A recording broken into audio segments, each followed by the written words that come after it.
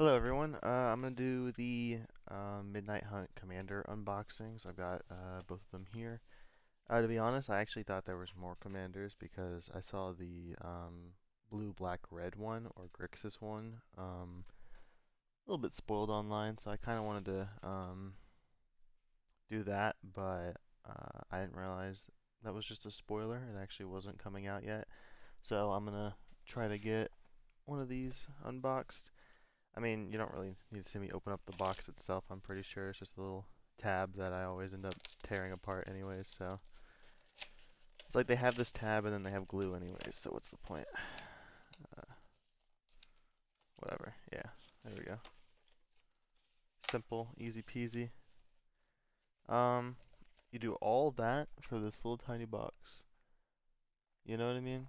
Like all of this to fit this. It's kind of crazy. Um, so this is the Coven's counter one. I'm gonna see if there's any counters in the top of the box.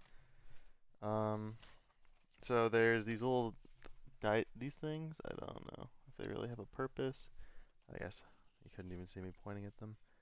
And then there's this, which is I guess where you put your commander. It's kind of a cool idea. Um, I don't really get the whole point of these tokens, like what they represent or anything. Maybe they're supposed to represent how many times you've got your commander out, but it doesn't really make sense since you know, you hear me throwing them in the background. That's just 'cause just gotta yeet it out of there. Little box. Probably gonna get rid of that. Whatever that is, I'm gonna get rid of that. The life counter, I keep them, but like, I don't know, they're so impractical. Like, once you get the like, oh, what are they called? I don't know what they're called, but there's like certain counters that once you get them though, they just kind of become pointless. And this is advertisements. Tells you about the commander, and then I think the back is same thing. So I'm not gonna go over it in the next one, but I think this doesn't have a deck list though, right? Because that would be really weird. Just tells you rules. Okay, yeah. So I'm not gonna do that next time or any time after to go over that because it's probably all gonna be the same. I mean, if you really want to look it up, there's probably a PDF or something of it. There's usually always something like that. Um, so I mean, the commander's pretty cool. It does have some nice card draw as well as getting you counters every turn, especially if you have different power. For the most part, I've seen this played more as a commander than the actual, like, the zombie one. Um, so this one's cool. You get +1/+1 counters and then pump up your humans. It's kind of some weird colors to choose for this one. This can search up Soul Ring, which is cool and all, but really Soul Ring isn't that good when you have to pay like 4 mana for it. So two, tap this, sacrifice it, search for Soul Ring, and then uh, get it. You'd probably want to get something else that has a bonus as well, not just Soul Ring. So there's a lot of Outlast guys and Bolster. This card was pretty good when I was playing against it, making your opponents attack each other and then putting counters on your stuff for free is pretty nice. I like that. Return to Dust is always good. Um, so is Swords to Plowshare, that's a good one. Alvisons, Alvins, uh, I know it's Avisons, but just mispronounced it. Beast Within's a great removal. I don't really get the whole point of this card in here, just making a bunch of different creatures. I get it gives you different powers, but it is kind of weird. It does have a token thing, but this is okay. It's really not that good. It's 6 mana, that's the problem. Um, Eternal Witness is great. It's usually always a few bucks, and I didn't even realize it was a human. I was always thinking it was elf. I think every single time I see that card, I think that not human and makes a bunch of random stuff that aren't humans. It's weird. Arcane Signet, Soul Ring, standard stuff. Talisman of Unity is interesting. I didn't know they were going to have these. I don't even think I had most of these cards in the frame, did I? That's interesting. Yeah, I should have thought about that. For the most part, it's all just been the art. For the most part, like you don't, like I'm going too fast for you to read any of these. Path of Ancestry is always nice. That card's actually pretty good in these kind of decks. What is this? Okay, interesting. Enchant player, non-legendary Creatures have base power 3/3 and lose all other creature types. I guess that's just because you want to put it on yourself, huh? So it's not really a curse if you want it. I did lose to one of these because I was playing a discard deck, and I made them discard um, all of their guys. Oh, this card's pretty alright. Like, you get rid of an artifact or enchantment, and it can be indestructible, and you put counters on your guys to its mana value. Um, I've seen people use it on 2 mana artifacts, and it's alright, but like the instant part is probably more important than the counters and stuff like that. So I'd rather just play like a 1 mana or 2 mana card. Um, Citadel Siege is always good. Cleansing Nova is great. I mean, there's some pretty decent cards in here. Hour of Reckoning, I don't know if I like it too much in this deck. This deck doesn't play that many tokens, at least not enough. Um, Machias is actually really cool in here. Let's see if I can keep. If I don't want to do it too bad so you guys can't see anything. To be honest, this deck was probably the best suited for like playing right out of the box, I think, than the other ones. Um, because I mean, uh, Somberword Sage, I actually really like this because I use this in another deck, so I'll probably tear this deck apart and play a lot of it. Like, there's stuff in here that is just like, Exotic Orchard was an interesting choice. A two-color deck playing this doesn't really make much sense, uh, because this isn't really stealing any of your opponent's stuff. So if it was two-color, blue-red or something, I play your stuff, then I get it. But this is white-green, and why would you put that in there? It's just such an interesting choice. I've had it like so many times where that's just a colorless card. And then for the most part, I'm guessing just land. I mean, these are nice looking lands, but and then tokens. So you have all these weird tokens. So this is the one nice thing about it is that you do get like all these new full art token versions of things that didn't have it before. Though it is kind of strange that in a human deck, you have, well, let's count the humans. So this isn't even a human. It has a human on the art, but it isn't. That's one human on the back.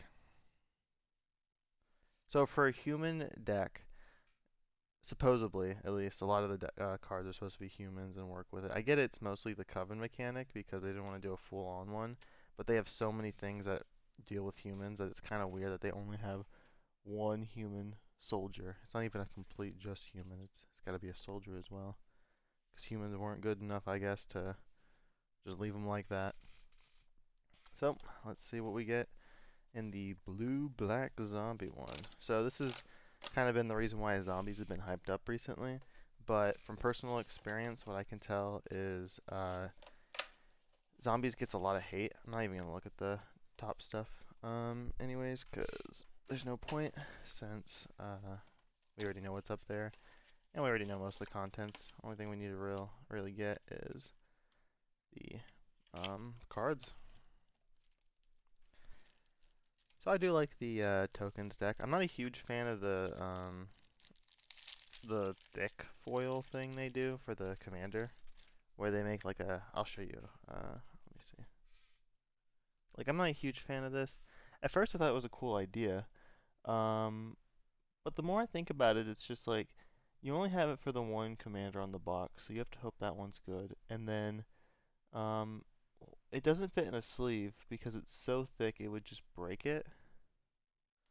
Like I'm also pretty sure, yeah, it's the same size like this way, right? It's a little thinner. You can't even really tell, but like yeah, it's a little thinner.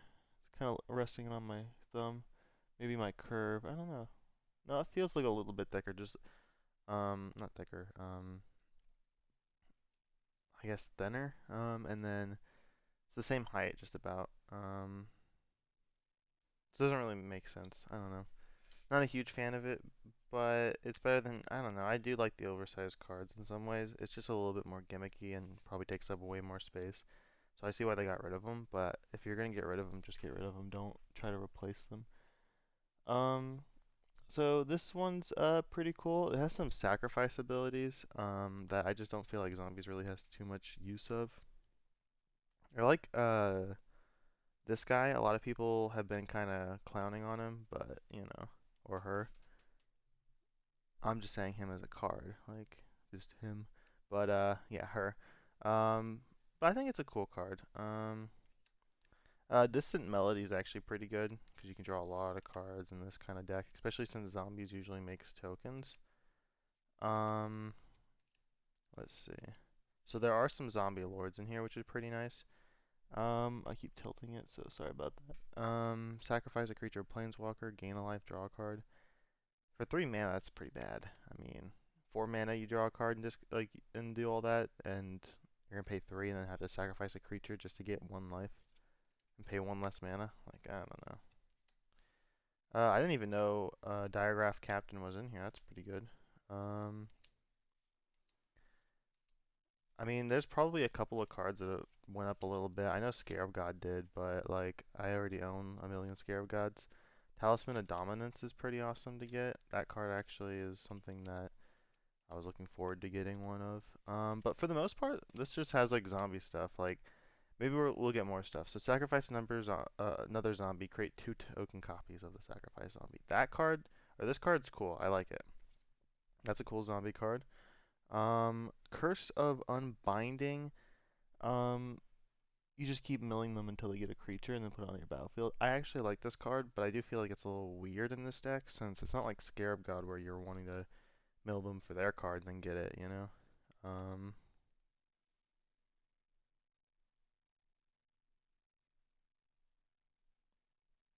this one just like shuffles your zombies back into your library, I guess. This one's cool. It gives your zombies flying.